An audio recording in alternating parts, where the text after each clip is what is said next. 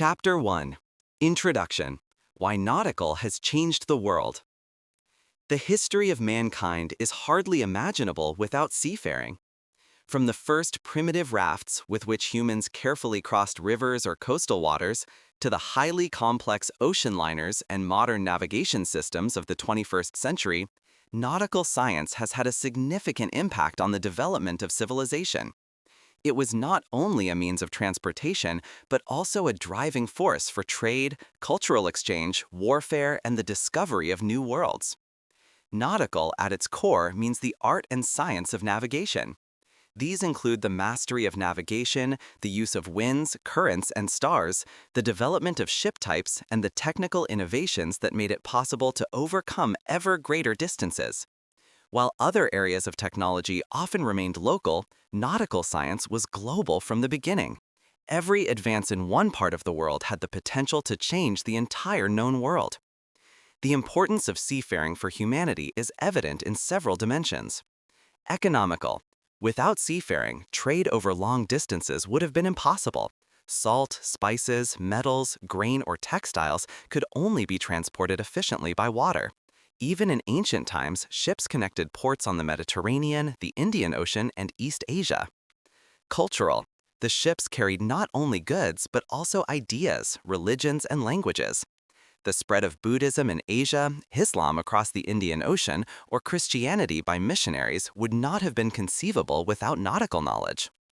Politically and militarily. Whoever controlled the sea could exercise power over entire continents. Empires such as Athens, Rome, Venice, Portugal, and Great Britain owed their rise above all to their control of the seas. Scientific.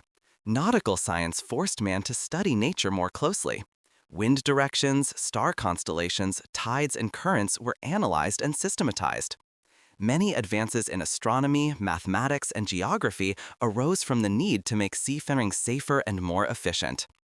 The history of nautical science is therefore also a story of courage and curiosity. People dared to venture beyond the visible horizon, even though they did not know what to expect.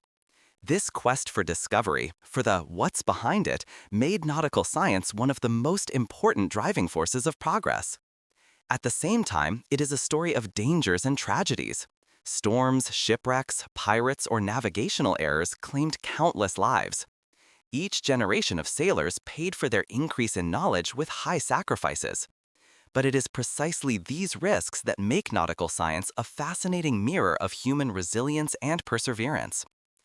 In the course of this script, we want to trace the development of nautical science from its beginnings to the present day.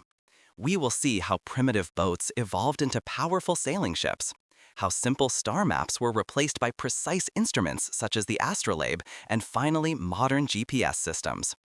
We will understand why certain cultures, such as the Phoenicians, Arabs, or Chinese, played a pioneering role in their time, and how European seafarers reordered the world with their expeditions. George Forster, a companion of James Cook, wrote in the 18th century, "The sea is not only a path, but a part of the world in itself." This quote sums up the essence of nautical science. The oceans were never just an obstacle between land masses, but an independent space of human activity, with its own rules, dangers, and possibilities. This opens up a panorama that includes not only technological innovations, but also social upheavals. Nautical science is the story of trade routes and wars, of explorers and pirates, of innovation and tradition. It is the story of how humans learned to connect the planet long before airplanes or digital communication shrunk the world. Chapter 2. The Beginnings of Seafaring, Rafts, Dugout Canoes, and Coastal Voyages. The origins of nautical science go far back into the early history of mankind. Long before complex ships, sails, or navigational instruments existed, people began to use water as a means of transport.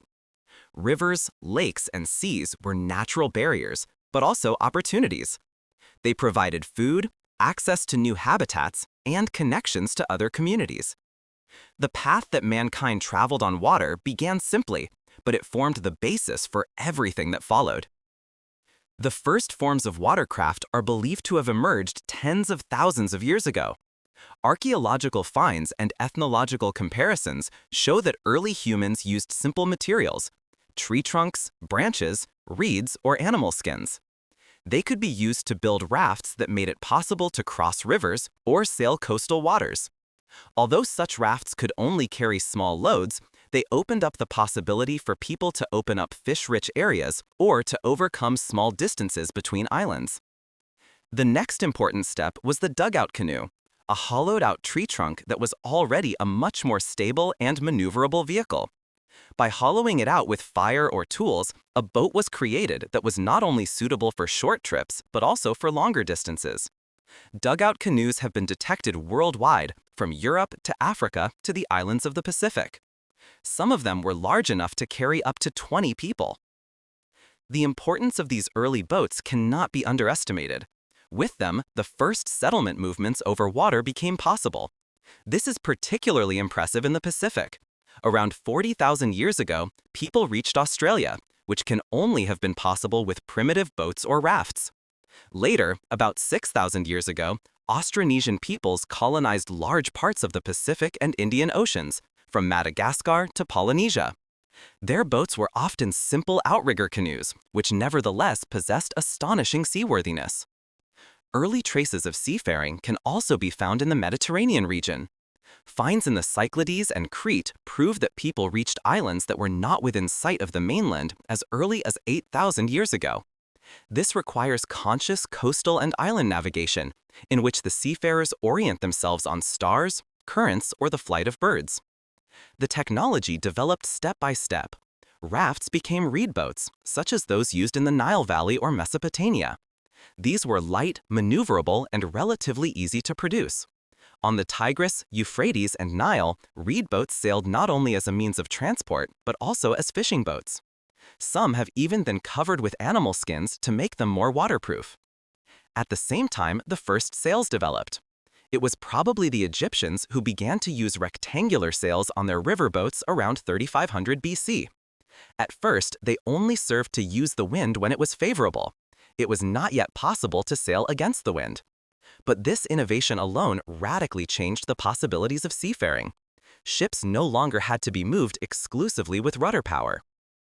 The early seafarers limited themselves mainly to coastal voyages. They kept the land in sight and used prominent landmarks such as mountains or estuaries. Nevertheless, even such journeys required great skill. Currents, weather changes, and storms posed constant dangers. Shipwrecks were common, and the fear of the open sea shaped the early myths of many cultures. A decisive cultural aspect of this era was that seafaring not only drove technical but also social developments. Those who built and were able to steer boats gained advantages in trade, hunting, and expansion into new habitats. Entire cultures developed on coastlines because the exchange of goods, ideas, and technologies was easier there. It can be said that these early rafts, dugout canoes, and coastal voyages formed the nucleus of global networking. Without them, it would have been impossible to understand the later advanced civilizations and their maritime achievements. Whether Phoenicians, Greeks, or Chinese, they all stood on the shoulders of those anonymous pioneers who dared to put their tree trunks in the water and go out. Chapter 3. The Seafaring of the Egyptians and Mesopotamians. With the rise of the great river cultures on the Nile, the Euphrates, and the Tigris, a new era in the history of nautical science began. The people of these early advanced civilizations were not only dependent on the fertile soils of their river valleys, but also on the ability to transport goods, people, and ideas across water. Rivers were the lifelines of their empires, and shipping became an indispensable part of the economy, religion, and politics. Egypt, the Nile as a road of life. The Nile was the heart of Egypt. Without him, Egyptian civilization would hardly have been conceivable. The river served not only as a source of fertility and food, but also as a natural traffic artery connecting Upper and Lower Egypt. As early as 3500 BC, the Egyptians used reed boats made of papyrus. These boats were light but surprisingly stable, and they were suitable for transporting people, animals, and goods along the river. Very early on, the Egyptians also used sails. Their ships carried rectangular sails that caught the wind when it was favorable. With headwinds, rowing was done. This combination of sail and rudder propulsion made Egyptian boats flexible and allowed them to sail against the current of the Nile. The importance of shipping was also evident in religious and cultural life. In numerous representations, from wall paintings to grave goods, boats play a central role. The famous sun bark of Re symbolized the daily journey of the sun god across the sky and through the underworld. The dead were also supposed to be able to travel to the afterlife by boat, an indication of how much the Egyptians had integrated seafaring into their worldview. Over time, the Egyptians also developed ocean-going ships. Around 2500 BC, they undertook expeditions to the so-called Punt, a trading area probably located in today's Somalia or Eritrea. There, they procured frankincense, myrrh, gold, and exotic animals. For such voyages, the ships had to be more stable than the papyrus boats of the Nile. Wooden ships began to be built, often from imported cedar wood from Lebanon, as Egypt itself had little usable timber. These ships could already be several dozen meters long and were equipped with powerful rows of oars. Mesopotamia, navigation on the Euphrates and Tigris. Shipping also played a central role in Mesopotamia, between the Euphrates and the Tigris. The rivers were not only sources of irrigation, but also transport routes that connected cities and regions. The Sumerians, Babylonians, and Assyrians developed a variety of boat types adapted to the different conditions. Particularly well known are the keleks, raft constructions made of wooden trunks that were equipped with inflated animal skins as floats. They were ideal for transporting loads downstream. At the destination, the hides were vented and the wooden parts sold, as wood was scarce in Mesopotamia. Upstream, on the other hand, ox carts had to be used, a sign of how much the logistics of antiquity depended on natural conditions. Another important boat was the quaffa, a large round basket boat that was sealed with tar. These boats could carry staggering amounts of loads and were widely distributed on the Tigris and Euphrates rivers. The shape is reminiscent of a huge basket floating on the water, a simple but effective construction. Seafaring also had a symbolic and religious significance for the Mesopotamians. In the Epic of Gilgamesh, one of the oldest literary works of mankind, the Ark of Utnapishtim plays a central role, a parallel to the later biblical story of the flood.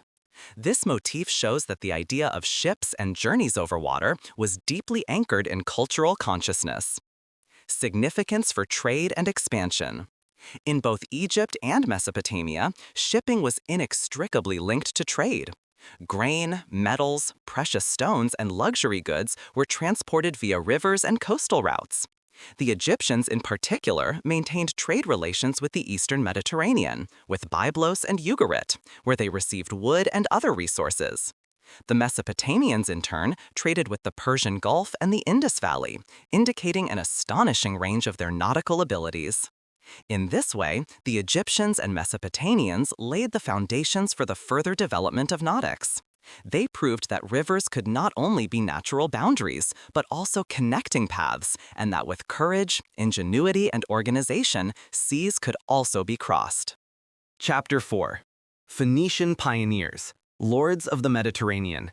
When we talk about the actual master sailors of antiquity, there is no way around the Phoenicians. This trading and seafaring nation, which developed between the 12th and 6th centuries BC on the Levantine coast, the territory of present-day Lebanon and parts of Syria and Israel, was the epitome of maritime competence. Their successes at sea were based on excellent shipbuilding, skillful navigation, and a network of trading bases that spanned the entire Mediterranean. The foundations of Phoenician naval power. The Phoenicians had only a small mountainous hinterland that offered hardly any space for large-scale agriculture, so they had to find other ways to secure prosperity. Access to the Mediterranean Sea and the availability of cedar wood from the Lebanese mountains provided the ideal basis for a maritime orientation. Thus, ships and seafaring became the backbone of their culture. Their cities, especially Byblos, Tyre, and Sidon, developed into flourishing trading centers. From there, the Phoenicians controlled the exchange of goods, ideas, and technologies between Egypt, Mesopotamia, Anatolia, Greece, and the western regions of the Mediterranean. Shipbuilding and technology. The Phoenicians built two main types of ships. Merchant ships, wide, stable, and suitable for large loads. These ships could transport large quantities of goods such as wood, glass, purple fabrics, or metals. They were designed for long-distance trips and were usually operated with sails but could also be rowed. Warships, narrower, faster, and often manned by rows of oars. Later, they developed the bireme, a ship with two rows of rudders on top of each other, which was faster and more maneuverable. This construction method was later adopted by the Greeks and Romans. Their ships were robust and seaworthy enough not only to sail along coasts, but also to cope with longer open sea sections, a decisive advantage over many other peoples of antiquity. Navigation and the courage to go far away. The Phoenicians were masters of coastal and stellar navigation. They used prominent coastlines, islands, and currents for orientation. Their use of the North Star became famous, offering them a relatively reliable way to determine the cardinal directions on the high seas. Greek and Roman sources report this knowledge with respect. With these skills, the Phoenicians dared to make voyages that went beyond the Mediterranean. They sailed through the Strait of Gibraltar, out into the Atlantic, trading with the Iberian Peninsula and possibly even with the British Isles, from where they obtained tin, an important raw material for bronze production. Some ancient reports suggest that Phoenician ships may have reached the west coast of Africa. Trade networks and colonies. The secret of the Phoenician success lay not only in shipbuilding, but in their skillful development of a trading network. Wherever they regularly traded, they established bases or colonies. The most famous of these was Carthage, founded in the 9th century BC. This city would later become a powerful maritime power in its own right, and challenge Rome. The Phoenician merchants transported not only goods, but also cultural techniques. They spread their writing, which is considered one of the foundations of the Greek and thus also of our current alphabet. They exported handicrafts, glassware, purple paints, and in return imported metals, grain, or luxury goods. Reputation and legacy. For other people, the Phoenicians were an ambivalent people. On the one hand, they were admired for their seafaring skills. But on the other hand, they were often portrayed as cunning, sometimes devious traders. In the Bible and in Greek sources, they appear as both partners and competitors. However, their legacy for nautical science is undeniable. They were the first to open up the Mediterranean as a unified economic and cultural area. With their ships, they connected the coasts of North Africa, Southern Europe, the Middle East, and possibly beyond. They laid the foundations for what could be called the globalization of antiquity today. As Carthage rose to become the dominant power in the Western Mediterranean and Greece became stronger in the East, the importance of the original Phoenician cities faded. But their contribution to shipping remained, in shipbuilding, navigation methods, and trade routes which were later adopted and further developed by the Greeks and Romans. Chapter 5. The Greeks and their maritime culture. Hardly any other ancient people linked their identity to the sea as closely as the Greeks. The rugged mainland, crisscrossed by mountains and poor soils, did not allow for large-scale agriculture. Instead, the coasts and islands opened up the view of the sea and made the Greeks a nation of seafarers, traders, and colonizers. Their maritime culture shaped not only the economy, but also religion, politics, art, and mythology. The sea in myth and self-image. Even Greek mythology is full of maritime motifs. The sea god Poseidon was one of the most powerful Olympian gods, and heroes like Odysseus were defined by seafaring and wandering. The Odyssey reflects the fascination as well as the fear of the sea of the Greeks, a space full of dangers, imponderables, and adventures. The sea was not only a transport route, but a mythical space in which people reached their limits. This combination of myth and reality explains why the Greeks saw the sea not only as a barrier, but a link between their scattered settlements.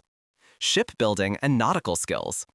The Greeks took over much from the Phoenicians, but they developed their ships independently.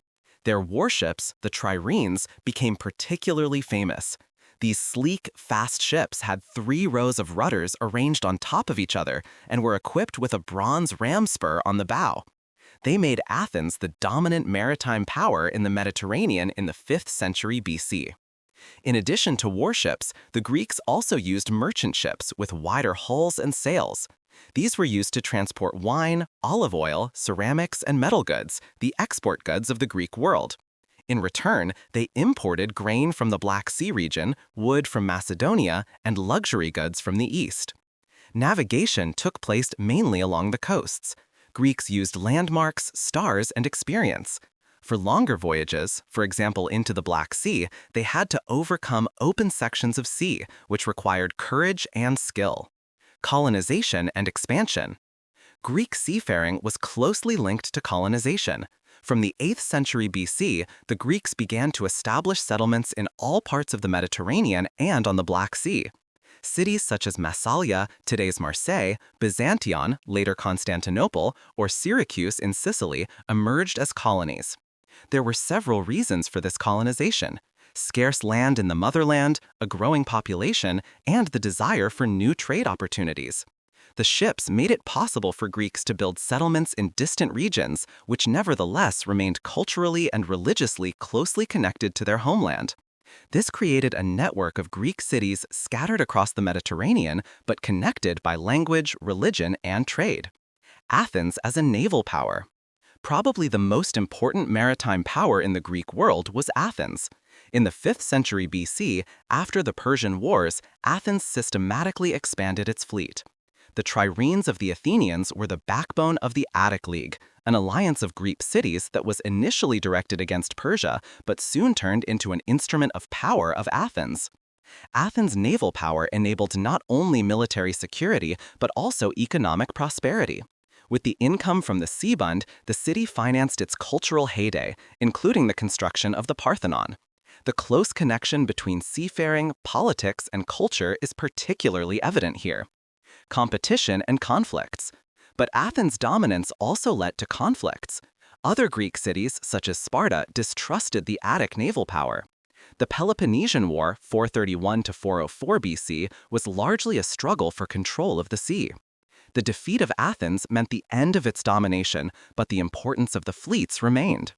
Heritage of Greek nautical science. The Greeks shaped nautical science not only through their ships and colonization, but also through their scientific curiosity. Geographers such as Eratosthenes and astronomers such as Hipparchus provided insights that were later also used for navigation. Maps, sky observations, and initial considerations about longitude and latitude laid the foundation for the scientific nautical science of the future.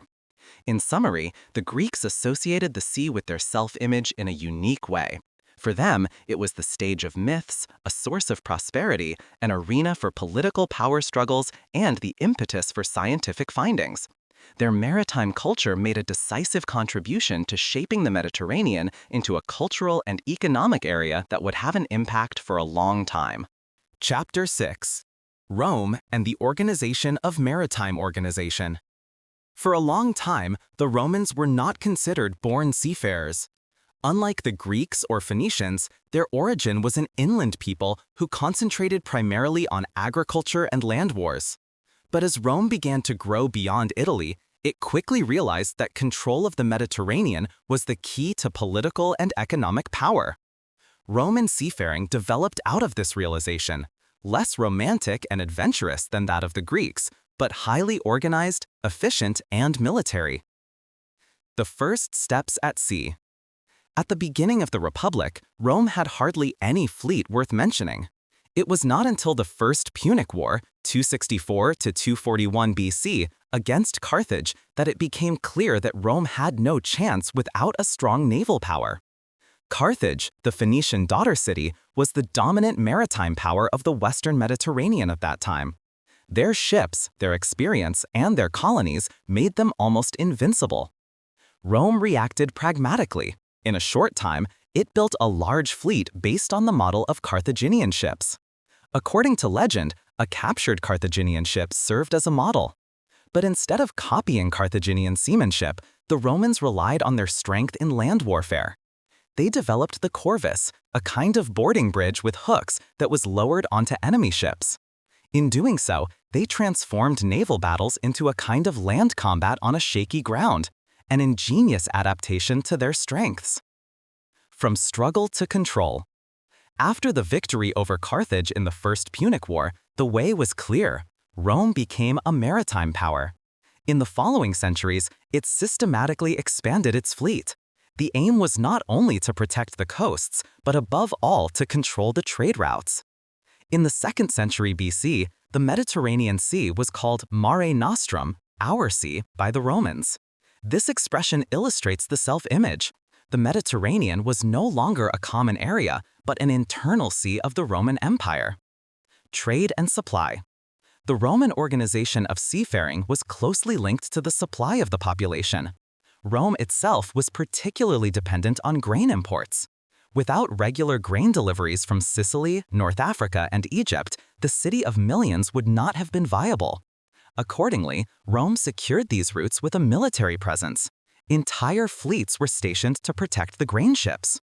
Other goods also reached the empire by sea: wine, olive oil, metals, luxury goods from the Orient, spices from India. The Romans perfected the logistics. They developed ports such as Ostia near Rome or Alexandria in Egypt into hubs of trade. Piracy and security. Piracy was a constant problem, especially in the eastern Mediterranean.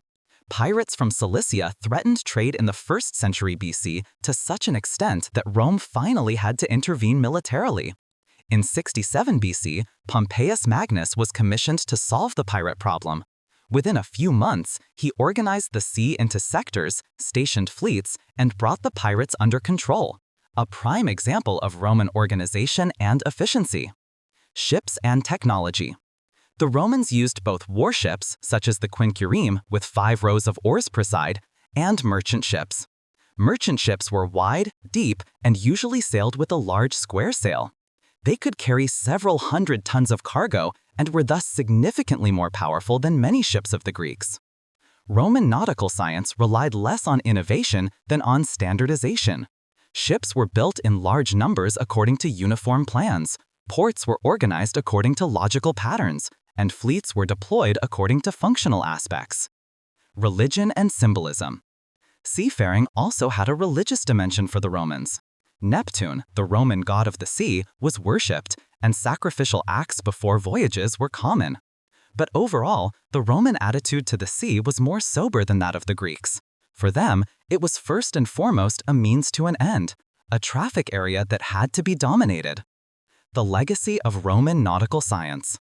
Rome succeeded in turning the Mediterranean into a safe trading area, an achievement that decisively enabled the economic prosperity of the empire. For centuries, traders were able to transport goods relatively safely, creating an unprecedented integration of economic areas. With the decline of the Roman Empire, this order also disintegrated. The Mediterranean became unsafe again, piracy increased, and the unity of the Mare Nostrum was lost. But the Roman heritage, the idea of putting the sea at the service of an empire through organization and power, remained formative. Chapter 7. Seafaring in the Middle Ages, Vikings, Arabs, and Hanseatic League. With the end of the Roman Empire, seafaring changed fundamentally. The Mediterranean, previously controlled by Rome, disintegrated into different spheres of influence. Pirates and regional powers determined trade, and the great routes of antiquity were interrupted or severely restricted. Nevertheless, the sea remained a crucial space for exchange, power, and expansion. New players appeared on the scene, each of whom shaped the nautical world of the Middle Ages in their own way. The Vikings in the north, the Arab seafarers in the south, and the Hanseatic League in the North Sea and Baltic Sea region. In the far north, the Vikings developed ships from the 8th century onwards that were second to none. Her longships were masterpieces of shipbuilding, slender, flexible hulls suitable for both seas and river cruising, combined with sails and oars. With these ships, the Vikings ventured far out into the Atlantic. They sailed to Iceland, Greenland, and even reached the shores of North America around the year 1000, long before Columbus began his journey. Their ability to orient themselves according to the sun, stars, currents, and the behavior of birds shows that they possessed a deep nautical knowledge. For the coasts of Europe, their journeys were terrifying, as they were not only traders but also warriors. At the same time, however, they opened up new trade routes and brought Northern Europe into greater exchange with other regions. While the Vikings dominated in the north, Arab seafarers shaped the seas in the south. With the rise of Islam in the 7th century, religion, trade, and seafaring were combined in a unique way. Arab traders used the Indian Ocean, the Red Sea, and the Mediterranean Sea to build an extensive network of trade routes. They brought spices, silk, precious stones, and other luxury goods from India, China, and East Africa to the Islamic world, and from there to Europe. Their ships, the dhows, were characterized by their characteristic Latin sails, which allowed them to sail against the wind and thus represented an enormous advance in nautics. Arab scholars also made decisive contributions to navigation. They refined the use of the astrolabe, developed star maps, and passed on ancient knowledge that was later taken up again in Europe.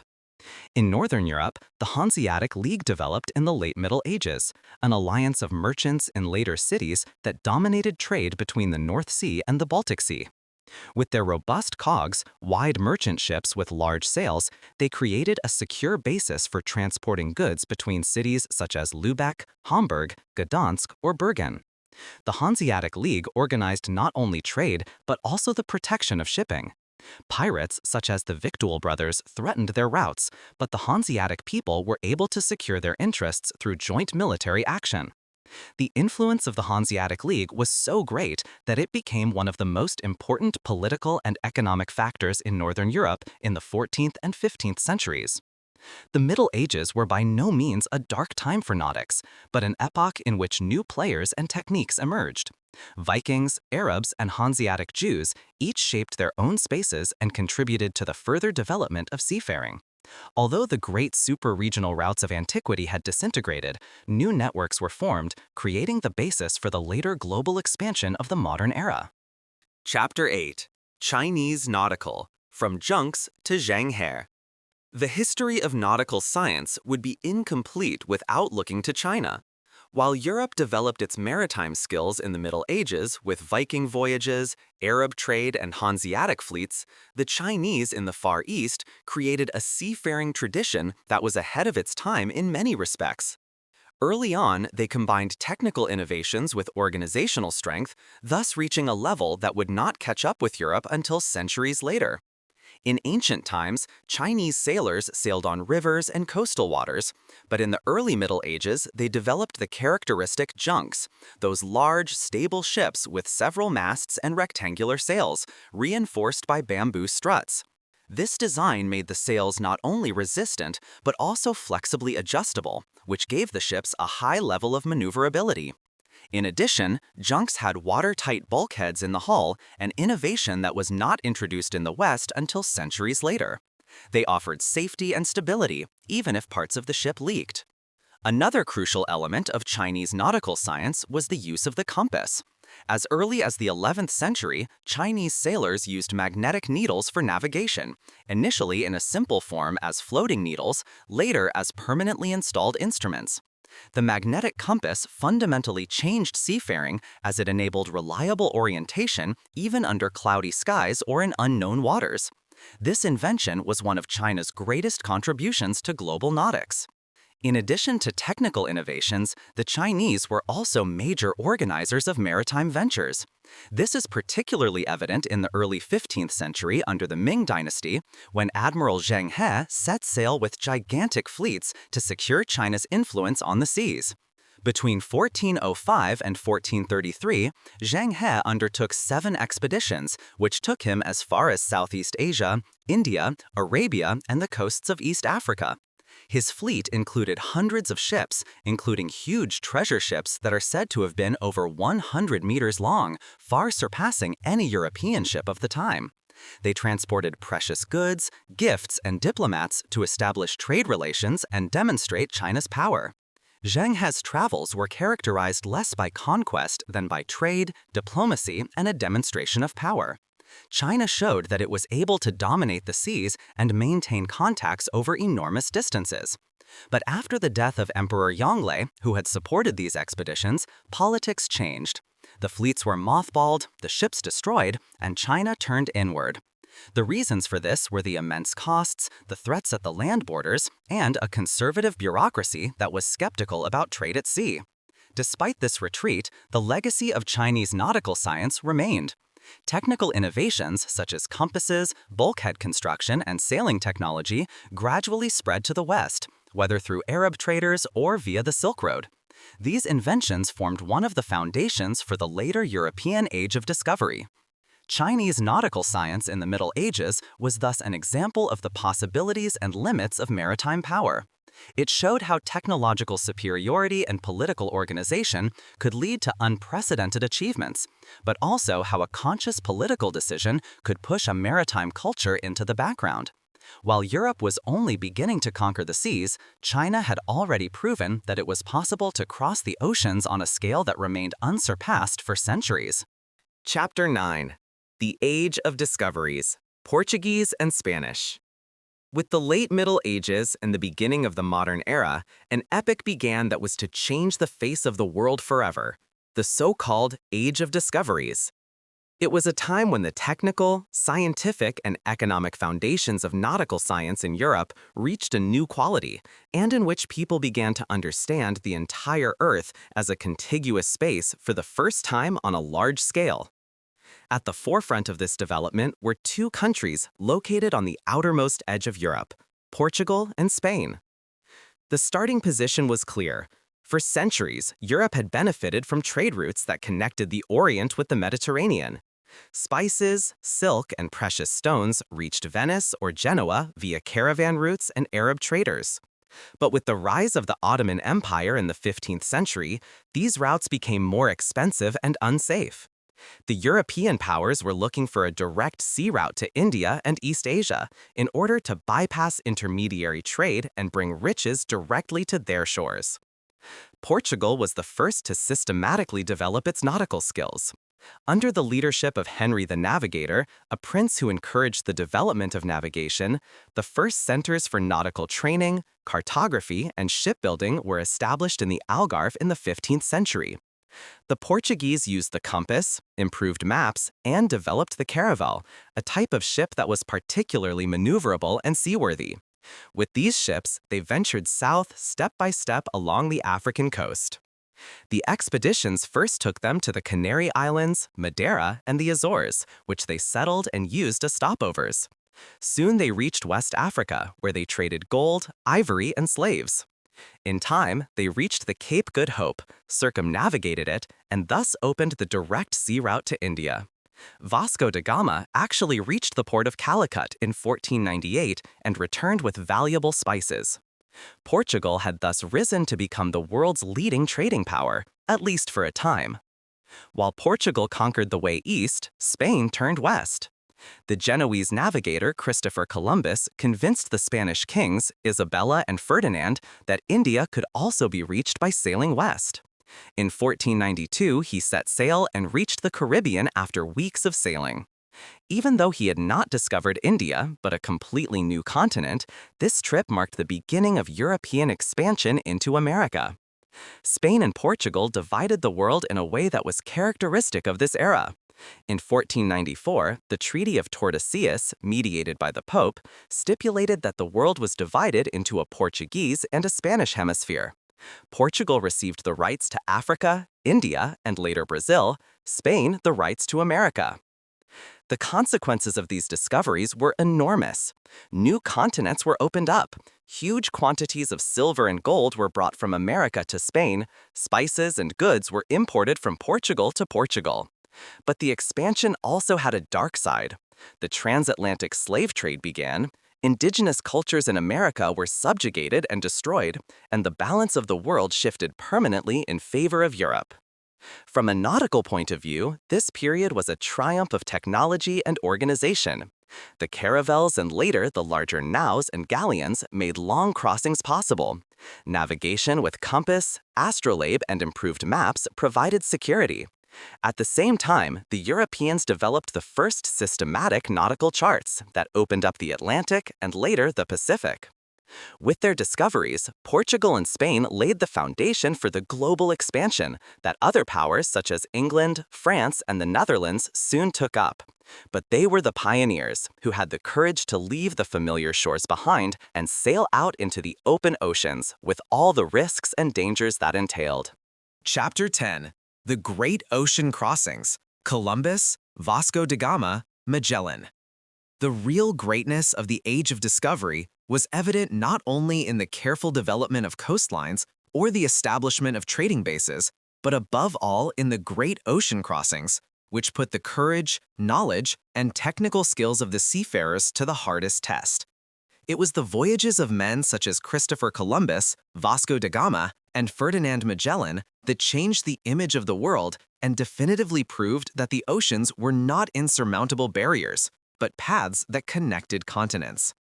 Christopher Columbus set sail from Palos de la Frontera in Spain in 1492 with 3 ships, the small caravel Niña, the slightly larger Pinta, and the now Santa Maria. For weeks he sailed west, always accompanied by his crew's fear of going out into nowhere. But instead of India, he reached the islands of the Caribbean. Even though he himself believed he had found Asia until his death, his journey marked the beginning of the European presence in America. This discovery was not a planned opening up of new continents, but the result of an error. But it opened up a completely new space that became the stage for global power politics in the centuries that followed. While Columbus was looking for the western route, Vasco da Gama completed the eastern sea route to India on behalf of Portugal. In 1497, he left Lisbon with a small fleet and sailed along the coast of Africa. After circumnavigating the Cape of Good Hope, it advanced further into the Indian Ocean. With the help of Arab pilots, he finally reached Calicut on the coast of India.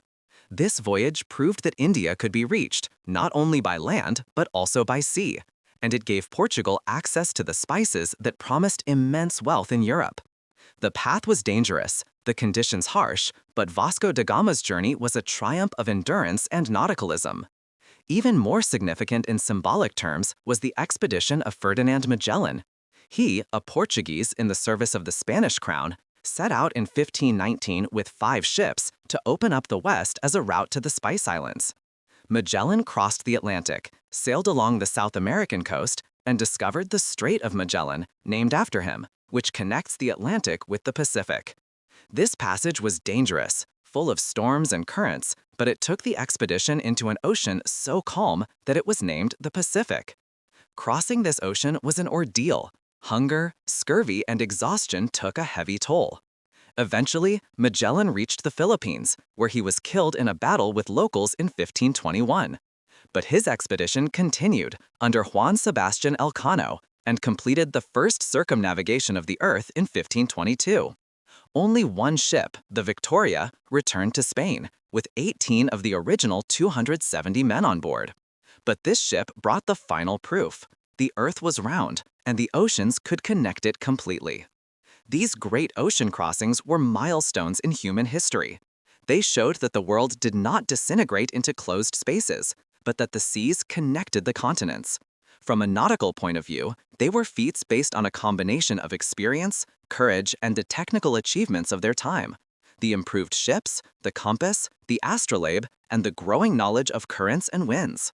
Columbus opened the door to the west, Vasco da Gama to the east, and Magellan proved that the Earth was a closed hole. Together, they changed not only the maps of the world, but also the way people think. The Earth became a space that could be sailed through, and nautical science had finally proven that it held the fate of humanity in its hands. Chapter 11. Navigation in the 16th and 17th centuries, astrolabe, compass, and log. With the great ocean crossings of the late 15th and early 16th centuries, a new chapter in the history of nautical science began. Although Columbus, Vasco da Gama, and Magellan had shown that the oceans were navigable, their voyages were accompanied by enormous risks. One reason for this was the still limited possibilities of navigation. Anyone who was on the open sea for weeks or months had to rely on a few instruments and a lot of experience. In the 16th and 17th centuries, however, navigation experienced a series of advances that significantly improved the safety and reliability of seafaring. One of the most important tools was the astrolabe. This instrument, originally from astronomy, was further developed by the Arabs and found its way to Europe. It could be used to measure the height of stars or the sun above the horizon. From this, the geographical latitude could be determined, i.e., how far north or south you are. For sailors, this was invaluable, as it gave a certain certainty about one's position, even if one was in the middle of the ocean and no land was to be seen. However, the determination of the longitude, i.e., the east-west position, remained unsolved and was a major problem for centuries. In addition to the astrolabe, the compass played a central role. It had already been developed in China and reached Europe via Arab traders. In the 16th century, it became an indispensable instrument. With a floating magnetic tip or a magnetic tip mounted on a needle, sailors could determine the cardinal directions, even when the sky was overcast or at night. However, the compass was prone to deviation, and its accuracy was limited. Nevertheless, he gave the sailors an orientation that went far beyond what was possible only by the position of the sun and the stars. Another important tool was the log, a simple but effective device for measuring speed. A piece of wood attached to a line with knots was thrown overboard. While it remained in the water, the number of knots that ran off the line in a certain time, measured by an hourglass, was counted. This resulted in the speed of the ship in knots, a unit of measurement that is still used in nautical science today. In combination with the estimated direction, sailors were able to calculate at least roughly their distance traveled, a method known as dead reckoning. In addition to these instruments, cartography also played a decisive role. In the 16th century, the first truly systematic nautical charts were created in Europe. The so-called Portolan maps were particularly popular, which were based on precise coastlines, distances, and wind directions. Although they were not yet perfectly suited for offshore navigation, they were indispensable for coastal navigation. With the increasing number of expeditions and trading voyages, the maps improved continuously as new observations were recorded and recorded. All these advances made seafaring more predictable, but they did not eliminate the dangers. Storms, currents, and diseases such as scurvy remained constant threats. Nevertheless, the instruments changed the self-image of seafarers. Instead of relying exclusively on experience and intuition, they could now fall back on measurable variables. This was a decisive step towards the transformation of nautical science into a science. The seafaring of the 16th and 17th centuries was therefore a mixture of tradition and innovation. Experienced sailors continued to rely on their knowledge of winds, currents, and constellations, while the instruments provided additional security.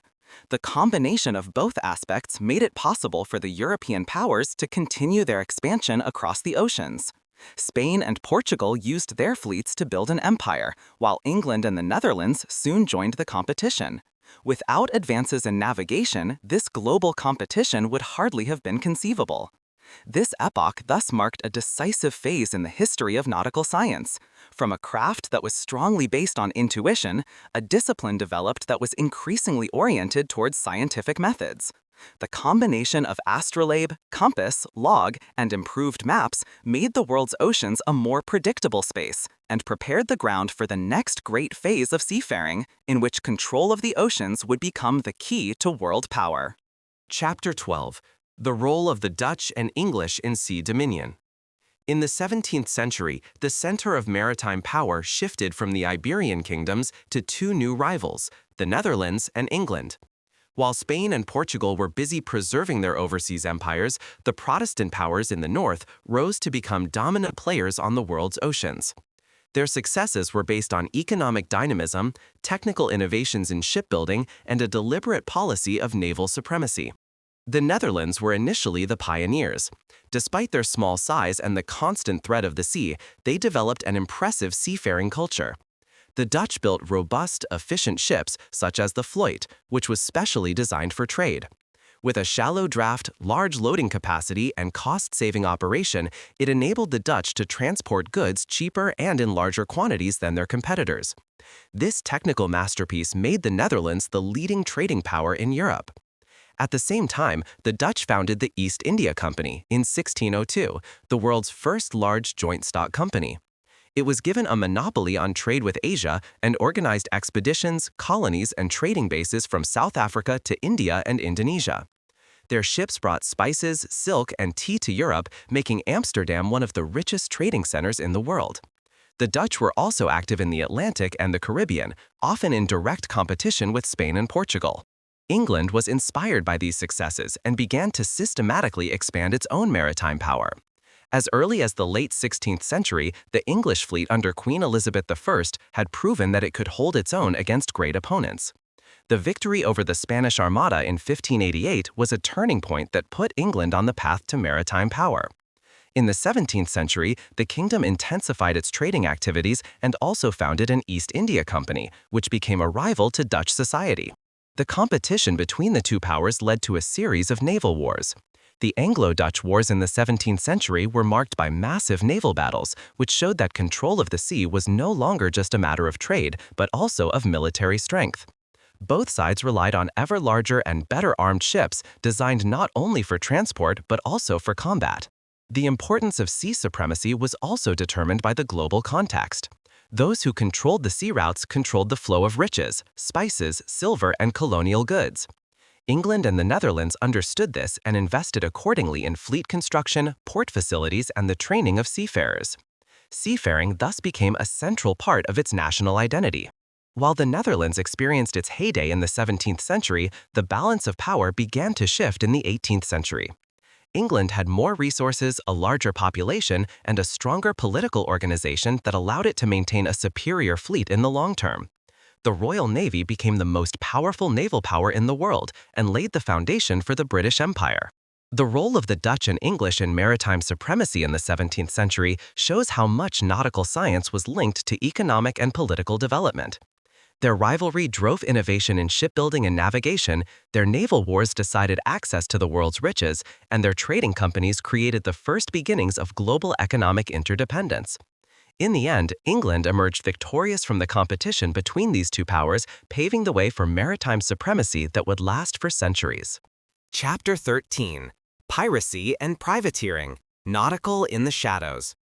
Wherever merchant ships sailed the oceans, where riches were transported from one continent to another, there were also those lurking who tried to seize these treasures by force.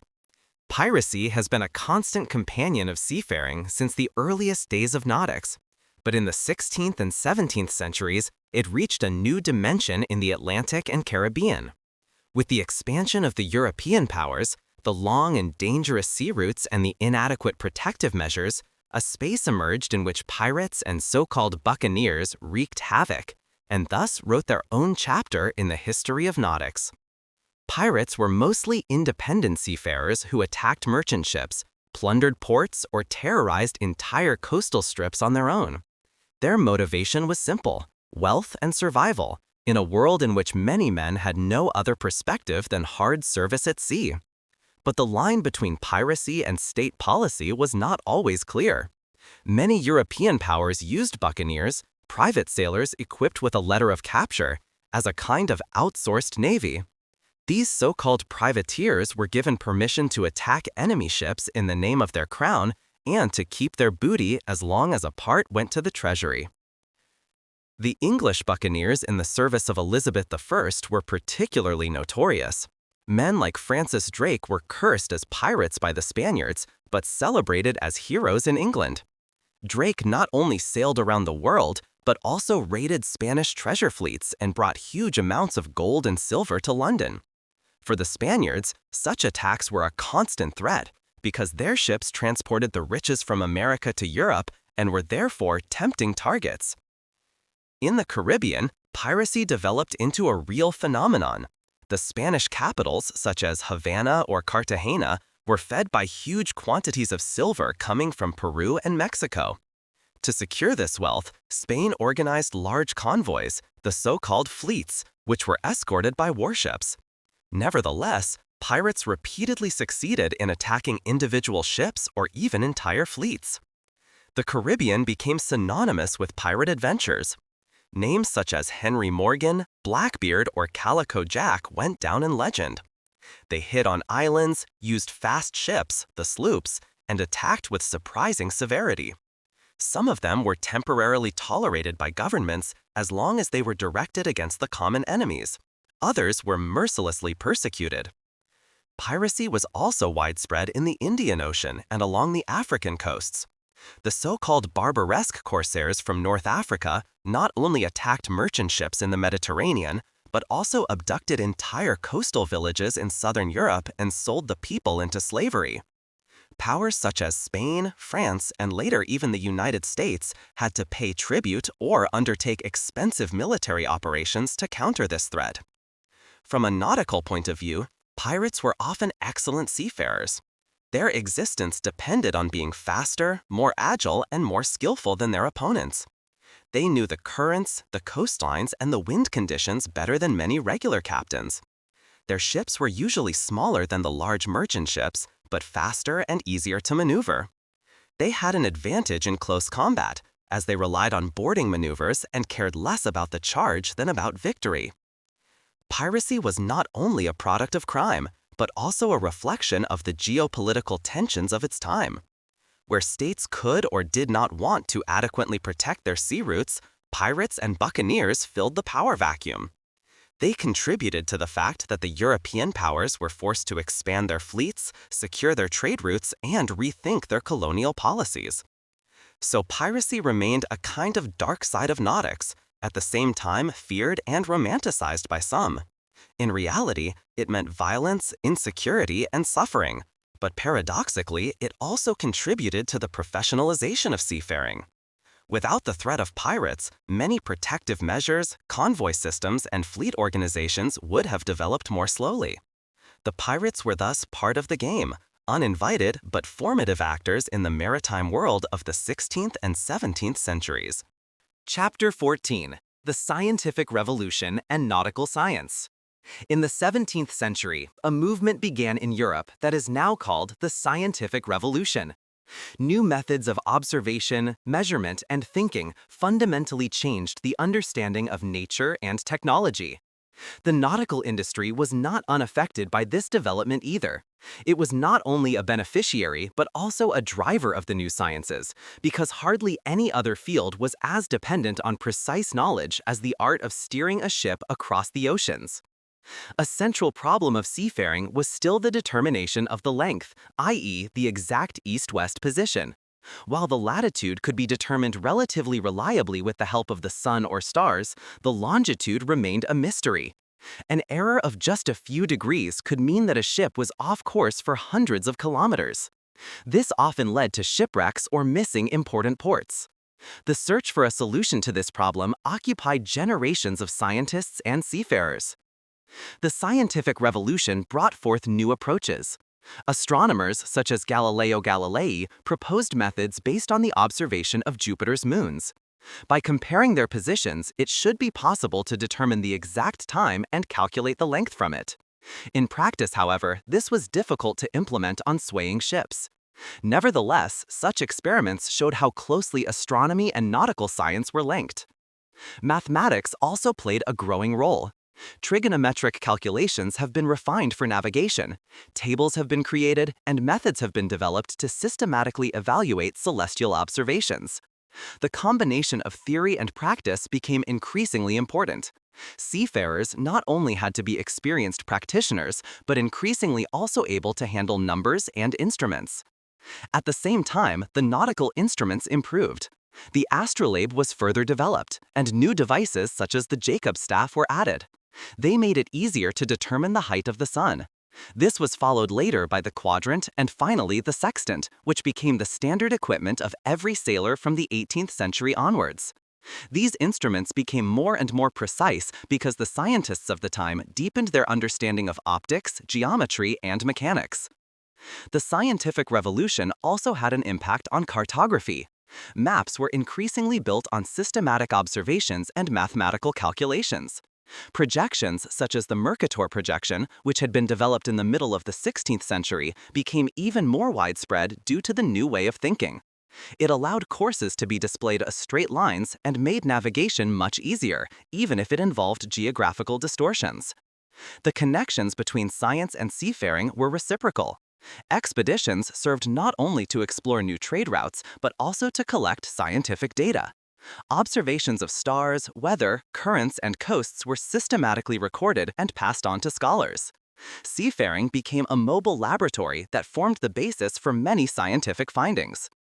Last but not least, nautical science was also a driver of institutional change.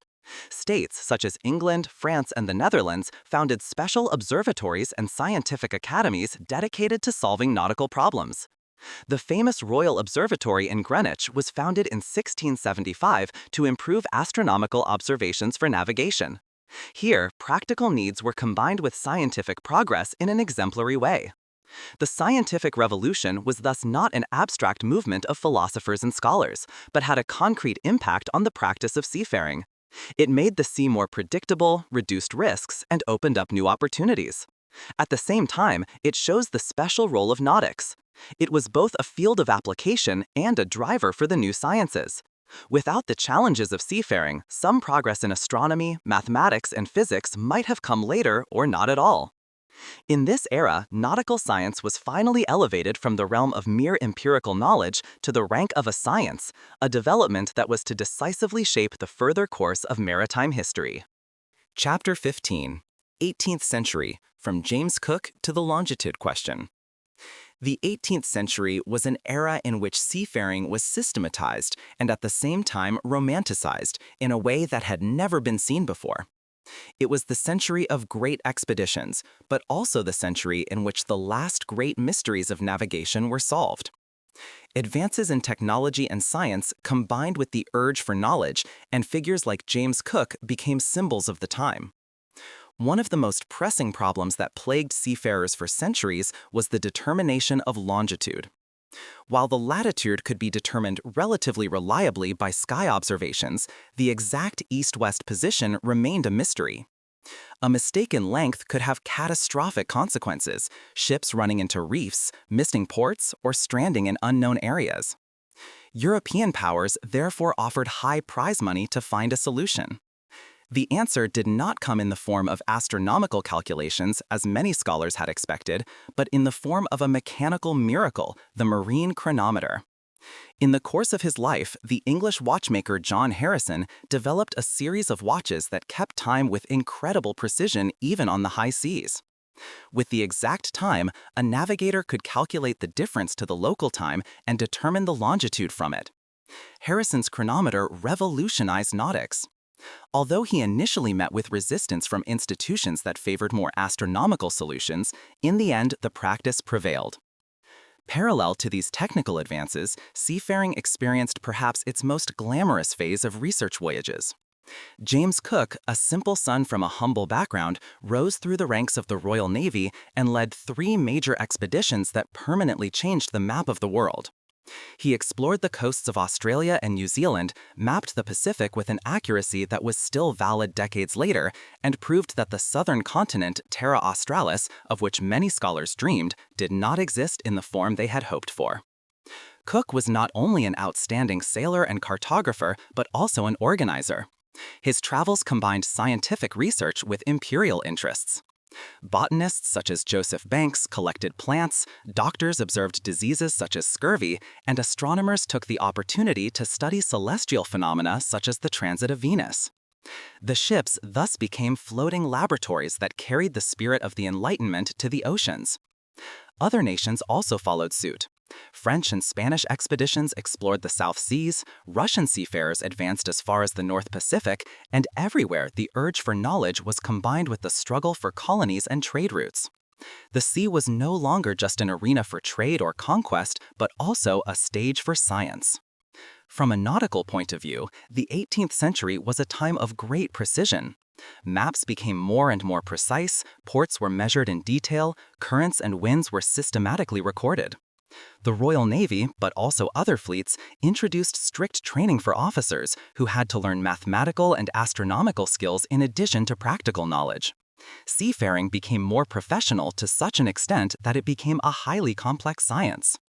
But despite all the progress, the sea remained a dangerous place. Scurvy continued to claim victims, even though Cook's practice of supplying his crew with sauerkraut and fresh fruit greatly reduced the problem. Storms, inaccurate maps, and unpredictable currents continued to lead to losses. But the direction was clear. Nautical science had reached a point where it could not only circumnavigate the world, but also measure it with a hitherto unknown accuracy. The 18th century was thus a turning point. Harrison and Cook combined technology and discovery, science and practice. The world became smaller because it was more accurately captured, and nautical science was the key to this. It was at the center of an epoch that is not without reason called the Age of Enlightenment, a time in which the oceans were also subjected to reason. Chapter 16: The Industrial Revolution and the Transition from Sail to Steam. With the beginning of the Industrial Revolution in the late 18th and especially in the 19th century, nautical science also underwent a profound change. For thousands of years, sails and oars had powered the ships, and dependence on wind and weather had been an immutable law of seafaring. Now, however, a new force entered the scene: the machine. The transition from sail to steam changed not only the technology, but also the logic of seafaring, and with it, the political and economic structures of the world. Initially, steamships were still viewed with skepticism. The first attempts in the late 18th century consisted of small boats equipped with primitive steam engines that sailed on rivers or near the coast. But engineers and entrepreneurs soon recognized the potential. In 1807, Robert Fulton's Clermont, the first commercially successful steamship, went into operation in the United States. It connected New York to Albany on the Hudson River and proved that steam power could be reliably used for transportation. Similar developments followed in Europe. Initially, steamships were limited to rivers and inland waters as their engines were still too weak and their coal supplies too limited to cope with long voyages on the high seas. But with the improvement of engine performance, the introduction of more efficient boilers, and the development of propellers instead of paddle wheels, the ocean was conquered for steamship. A decisive advantage of the steamships was their independence from the wind. While sailors were forced to wait months for favorable trade winds or currents, steamships were able to set their routes according to schedules. This predictability revolutionized retail. Timetables became reliable, mail and goods reached their destinations faster, and the world began to accelerate. At the same time, the transition brought new challenges. Steamships required large quantities of coal, and so coal depots were built all over the world to determine the range of the ships. The global trading and colonial powers used these depots at the same time to expand their geopolitical presence. Those who owned coal port rights also controlled the new lifelines of steamships. The Industrial Revolution influenced not only propulsion, but also shipbuilding itself. With the development of new steel and iron production techniques, ships could be built larger, more stable, and safer. Iron hulls gradually replaced wood, which not only meant a longer lifespan of the ships, but also allowed for larger dimensions. Ocean liners such as the Great Eastern of Isambard Kingdom Brunel showed in the middle of the 19th century what orders of magnitude were achievable. The Industrial Revolution also brought progress in the field of navigation. More precise chronometers, improved maps, and new measuring instruments complemented the technological change. The telegraph made it possible to better coordinate ports and ships, and nautical science increasingly became part of a comprehensive global network of technology, business, and politics. Despite the rise of steamships, the sailing ship did not disappear immediately. On the contrary, in the second half of the 19th century, it experienced a final heyday with the large clippers. These fast sailers with sharp lines and huge sail areas transported tea from China or wool from Australia to Europe in record time. But in the long term, they had no chance against the reliability and profitability of the steamships. Around 1900, the era of the sail as the dominant means of propulsion was finally over. The transition from sail to steam was more than just a technical development.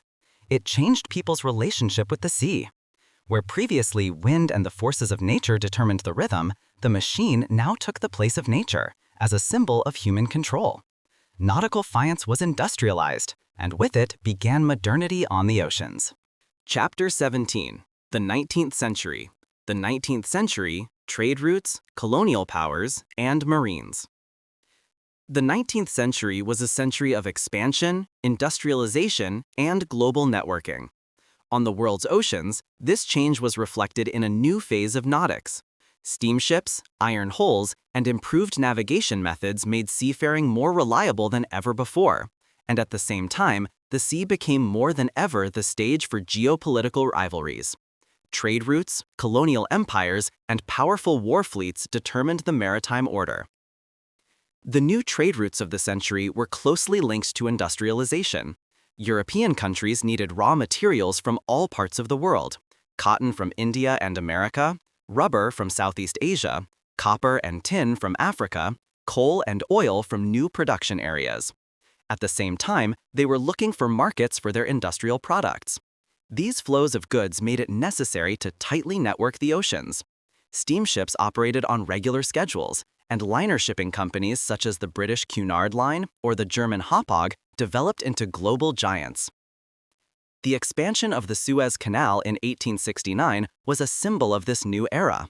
With it, the connection between Europe and Asia was considerably shortened, and the route around the Cape of Good Hope lost its importance. The Panama Canal, which was completed at the beginning of the 20th century, was also part of this development. The world was brought closer together by technical interventions in geography, and nautical science was the key to this. At the same time, colonialism experienced its heyday. The European powers divided Africa and large parts of Asia among themselves. Those who mastered the sea routes could conquer, secure, and exploit colonies. Nautical science was the tool used to create empires. England used its Royal Navy to secure a maritime supremacy that could hardly be challenged. "Britannia rules the waves" was not just a patriotic song, but a reality. The British fleet protected trade routes from India to China to the Caribbean, making the empire the largest contiguous empire in history. Other powers tried to keep up. France expanded its colonies in North Africa and Indochina, Germany entered the colonial race after its founding in 1871, and the United States also began to expand its influence to the Pacific and the Caribbean. All these ambitions were unthinkable without powerful fleets and efficient merchant ships. The military side of nautical science also underwent a huge change in the 19th century. Wooden sailing ships became iron-armored ships, which were powered by steam engines and equipped with modern cannons. The American Civil War brought the first major battles between iron-armored ships, with the Monitor and the Virginia, and soon all major navies began to convert their fleets accordingly. The race for the most modern warships became a central element of international politics. The professionalization of nautical science reached a peak during this time. Nautical schools, technical colleges, and naval academies trained officers who not only mastered practical seafaring, but also had extensive knowledge of mathematics, physics, and mechanics. At the same time, new means of communication, such as the telegraph and later radio systems, ensured that fleets and merchant ships could be better coordinated. The 19th century was thus a time in which nautical science finally moved into the center of world history. It connected the industrial centers with the raw material areas, it made colonial empires possible, and it decided on the power and powerlessness of nations. The oceans were no longer an unpredictable adventure, but a clearly structured space whose traffic arteries were controlled by the strongest powers. But it was precisely this dominance that was to lay the foundation for new conflicts in the 20th century, in which the sea would once again become the decisive stage of world politics. Chapter 18: The 20th Century, Nautical Science in World Wars and Trade. The 20th century was an age of extremes, and this was dramatically reflected on the seas. Never before had technological developments changed nautical science so profoundly, and never before had the oceans become so much the scene of global conflicts. The two world wars shaped maritime history, as well as the explosive expansion of global trade. And nautical science finally became a high-tech discipline that went far beyond the boundaries of traditional seafaring. The First World War brought the transition from classic naval battles to new forms of naval warfare. While battleships like the British dreadnought became symbols of military might, it quickly became apparent that the real threat lurked invisibly beneath the surface. German submarines attacked merchant ships in the Atlantic and tried to cut Britain off from its vital imports. Submarine warfare made it clear that even a superior fleet like the Royal Navy was not invulnerable. Convoy systems and the development of anti-submarine techniques became the answer to this new threat. During the Second World War, the importance of nautical science reached an even greater dimension. Control of the sea routes made the difference between victory and defeat. In the Battle of the Atlantic, German U-boats again tried to interrupt the supply routes between North America and Europe. Radar, sonar, and improved convoy systems finally gave the Allies the decisive advantage. At the same time, aircraft carriers played an increasingly important role. In the Pacific region, major naval battles such as Midway were no longer decided by the direct combat of battleships, but by airstrikes by carrier aircraft. This meant that the classic image of naval battles, as it had existed for centuries, was finally history. Logistics was also a key to success. Millions of soldiers, weapons, and supplies had to be transported across the oceans. Without the tremendous achievement of merchant shipping, no war on this scale would have been possible.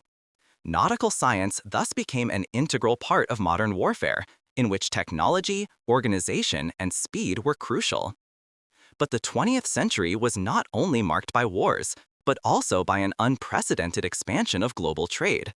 With the recovery after 1945, the oceans again began to connect the world more closely. A decisive step was the introduction of containerization in the 1950s. Standardized steel containers made it possible to load, transport, and redistribute goods efficiently. Port work, which had previously been tedious and time-consuming, was streamlined. Container ports such as Rotterdam, Hamburg, and Singapore have developed into hubs of global trade. At the same time, the ships became larger, faster, and more specialized. Supertankers transported oil from the production areas in the Middle East to the industrial centers of Europe, America, and Asia. Refrigerated ships brought food across continents, and container ships with gigantic capacity made globalized trade as we know it today possible in the first place. During this time, nautical science was increasingly supplemented by electronics. Radar, sonar, radio, and later satellite communication made navigation safer and more precise. Ships could now be reliably steered even in dense fog or at night. The combination of nautical knowledge and modern technology has led to a safety standard that would have been hard to imagine for earlier generations of seafarers. At the same time, the nautical industry also reflected the geopolitical rivalry of the Cold War. Both the USA and the Soviet Union built powerful fleets that had a worldwide presence. Aircraft carriers, nuclear submarines, and missile destroyers were expressions of military strength and deterrence. The oceans were understood not only as transport routes, but also as strategic spaces in which the superpowers met. The 20th century thus marked a double transformation of nautics. On the one hand, it was taken to a new level technologically by war and conflict, and on the other hand, it developed into the backbone of a globalized economy that depended on fast, safe, and efficient transport. Nautical science thus became a key technology of the modern age, an area that reflected the entire dynamics of the century, from destruction and competition to networking and prosperity. Chapter 19: Modern Nautical Science, Electronics, GPS, and Oceanography. With the transition to the late 20th and early 21st centuries, nautical science has reached a level of precision and technical sophistication that makes the seafaring of earlier centuries seem almost unimaginable. Where once stars, wind directions, and estimates of course and speed determined the path, today highly developed electronic systems take over navigation. At the same time, nautical science has broadened its perspective. It is not only used to transport people and goods, but also to explore the oceans themselves, and is thus closely linked to modern oceanography. A key to modern nautical science is electronics. As early as the middle of the 20th century, radar and radio found their way onto merchant ships and navies. Radar made it possible to make other ships, coastlines, or obstacles visible at night and in fog, while radio accelerated the exchange of information. With the development of satellite communications, ships could remain connected to shore stations virtually anywhere in the world, a huge step up from the days when a ship was cut off from the outside world for weeks or months after sailing. Even more revolutionary was the introduction of the Global Positioning System, GPS. With the help of satellite signals, the position of a ship can now be determined with an accuracy of a few meters, at any time and anywhere on Earth. This replaced the millennia-old art of positioning on the open sea, which was once based on stars and complicated calculations, with a simple technical solution. GPS has not only made navigation safer, but also faster and more efficient. At the same time, electronic cartography developed. Instead of printed nautical charts, modern ships use electronic chart display systems that are linked to GPS data. They show the position, the course, and possible dangers in real time and can be updated constantly. This digital revolution has fundamentally changed the work of captains and officers. Where in the past entire card cabinets had to be carried, now a screen is enough. Digitization also prevailed in ship technology itself. Automated systems control machines, monitor fuel consumption, and immediately report deviations to the control center. Large container ships or tankers can now be operated with surprisingly small crews because so many tasks are taken over by computers. Autonomous ships that do not require a human crew at all are already in development and could completely redefine nautical science in the coming decades. But modern nautical science is not only geared towards trade and transport. It is closely linked to science, especially oceanography. Since the 20th century, special research vessels have been built to measure currents, water temperatures, salinity, and the topography of the seabed. With sonar and deep-sea vehicles, even the most hidden regions of the Earth can be explored. Nautical science has thus become a tool of knowledge about our planet, serving not only economic but also scientific purposes. At the same time, nautical science has new challenges to overcome. The globalization of trade has turned the oceans into traffic arteries that are constantly under increasing strain. Container ships with capacities of over 20,000 TEU, standard containers, cross the oceans, and their size often exceeds the dimensions of traditional ports. Piracy has become a problem again in some regions, such as Somalia or Southeast Asia, albeit in a modern form. And last but not least, ecological issues are coming to the fore. Maritime shipping contributes significantly to CO2 emissions, and the search for more environmentally friendly propulsion systems, from liquefied petroleum gas to hydrogen to wind power support, has long been part of nautical development. Modern nautical science is thus a reflection of the present, highly technical, globally networked, scientifically influenced, and at the same time challenged by ecological and political problems. It shows how far humanity has come in its mastery of the oceans, and how closely the future and the sea remain connected. Chapter 20.